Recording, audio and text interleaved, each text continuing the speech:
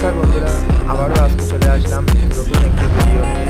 চন্দন electronics repairing technician. দেখুন, এটা mini China 4 volt emergency light. Charging পোর্টটা নষ্ট হয়ে গিয়েছে। আমি এখানে আমার নিজের মতন করে নতুন করে একটা চার্জিং পোর্ট ইনস্টল করব। দেখুন, যেটা আলাদা নিউ ট্রিক। এটা আমার মানে ওই পোর্টটা আর বসানো যায় না, কারণ ওই পোর্টটা আবার যদি বসায় আবার ভেঙে নষ্ট হয়ে যাবে, আর সঠিকভাবে ওই পোর্টটা পাওয়াও যায় না। দেখুন, লাইটের কোনো সমস্যা নেই, মাঝখানেরটাও জ্বলছে, ধারেরটাও জ্বলছে। লাইটের কোনো সমস্যা নেই, সুইচেরও কোনো সমস্যা নেই, ব্যাটারির কোনো সমস্যা নাই। শুধু চার্জিংটাই প্রবলেম ছিল, মানে চার্জিংটা হতো না আর কি, পিনটা ভেঙে যাওয়ার কারণে। লাইটটা পুরো ওকেই আছে, এটাও ভালো এটাও ভালো। দেখুন, আপনারা দেখতেই পাচ্ছেন, হ্যাঁ, সুইচের দুই ধারে দুটো লাইটই ভালো আছে।